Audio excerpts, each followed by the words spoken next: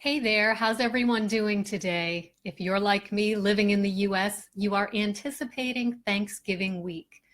And if you're like me, you're also anticipating overeating, indulging perhaps a little bit too much in the alcohol, which that's not my case, but I know so many people when I talk with them, they keep saying, oh my goodness, I am going to be drinking so much over the holiday season. And it's part of their holiday tradition, and I get that, no judgments about it. But come January 1st, so many times we hate ourselves for how we behaved over the holiday season. And it's not that deep despair hate, but it's that regret and that sense of, oh, if only I had practiced a little bit more self control. I wouldn't have gained 3, 4, or 5 pounds over 5 or 6 weeks.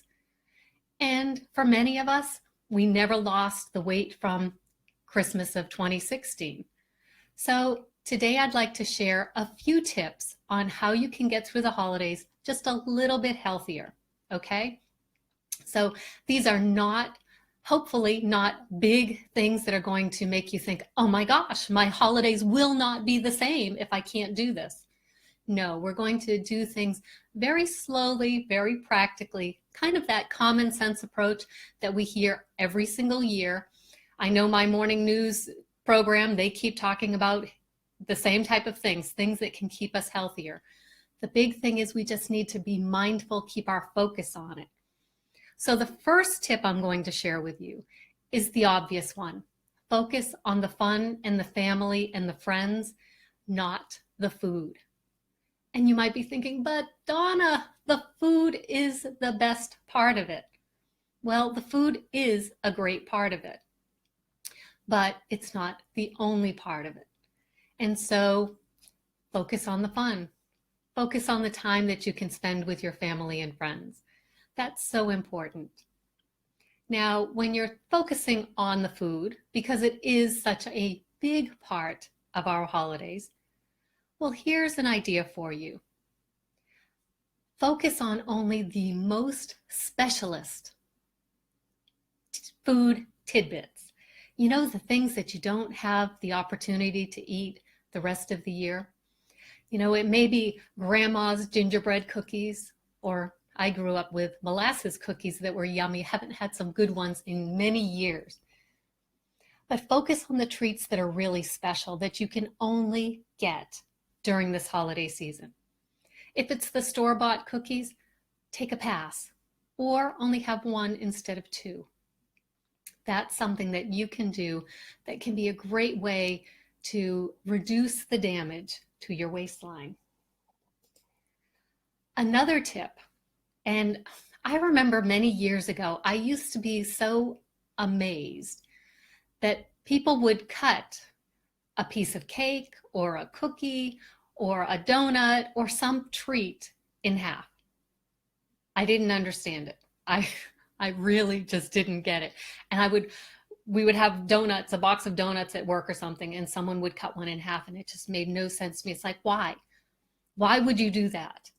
But now I understand the logic behind it.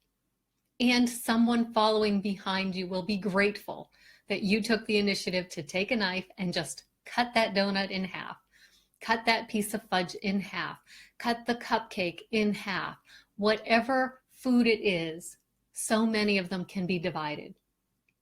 The next person will be grateful that they can just come up and just snag that partial one, eat it, and enjoy that food. I remember many years ago someone saying, nothing tastes better than that first bite. And if you think of that, because it's that anticipation, right? It's that sense of, oh, I haven't had this in a year. I just want this, yum.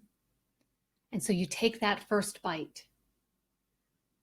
But then if you have this whole big donut or cookie or whatever, the rest of it, each bite, that satisfaction level diminishes, but the calorie count keeps increasing. So as much as possible, focus on and thoroughly enjoy that first, maybe second, and if it's not too big of an item, a third bite, and then be done with it. Now, I know that people are saying, but there are starving children around the world. Well, that leftover cookie is not healthy for those children around the world. That leftover cookie that you've taken bites out of, they are not going to eat anyway. So while I can appreciate and try to minimize waste, but at the same time, we also need to be mindful of our own health. Another suggestion, every day, multiple times over the course of your day, is squeeze in a little bit of exercise. Now, it can be something just as simple as parking your car further away in the store parking lot when you're doing your shopping at your workplace. It can be getting home from a stressful day and thinking of all of the holiday preparations you need to do. And perhaps you just put on some music and you just do a little bit of dancing, just do a little bit of twisting, just something to get yourself moving. The extra blood flow through your body, that will pump you up and it will make you feel more energetic. And a little bit of movement also helps burn a few more calories. Not a great calorie burn, but it's something. It's better than coming home just exhausted, wiped out from the day, and sitting on the couch and doing nothing. We've all heard the tips before. Do squats, do sit-ups, push-ups, dance a little bit during commercials when you're watching TV. Those are great suggestions, and I'm going to put them right here as well because it's valuable. Any bit of movement is going to help you, okay? And at my opening, I did talk a little bit about alcohol. Alcohol is extremely high in calories. It dehydrates the body. So as you're going out, be the hero for the evening. Volunteer to be the designated driver. Drink water. Water is such a good, vital need for our bodies. So drink more water, forego some or all of the alcohol. You will save so many calories. You will feel better the next morning when you wake up if you haven't overindulged in the alcohol. And your holiday experience. As I said, I'm not a drinker, so I don't know for sure.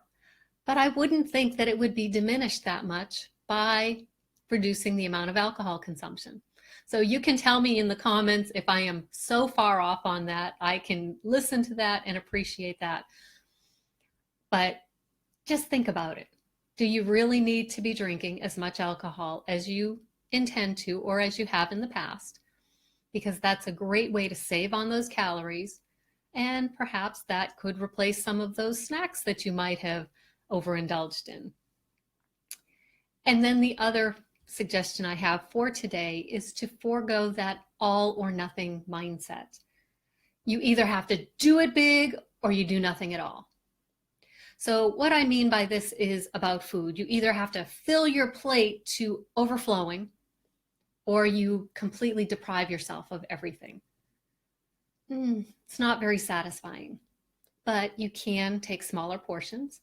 You can take smaller amounts. And as I said earlier, focus on those really special treats, the ones that are only available at the holidays. As far as gatherings, some people I know get so stressed because they have weeknight events, they have family gatherings on the weekends, and then they have friends that want to get together, and it can be so overwhelming. You can put boundaries in place. You can try to do it all and do it to the maximum capacity, and you may feel just exhausted by the end of it.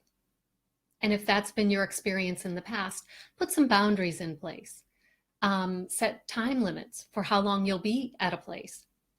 You can go someplace for dinner and enjoy a nice evening with someone, but it doesn't mean you have to stay until midnight. And again, when you reduce the amount of time you're at these events, chances are you'll reduce the amount of food you're eating, the alcohol you're consuming. Of course, those are great opportunities to enjoy the fun of family and friends. So I hope you've enjoyed these few tips that I've offered. I do have them in a downloadable format. If you would like to receive that, I'll put a link in the comments. It's donnadoyon.com/holidays. Because I want you to get through the holidays healthier and not hate yourself on January 1st. Have a great day.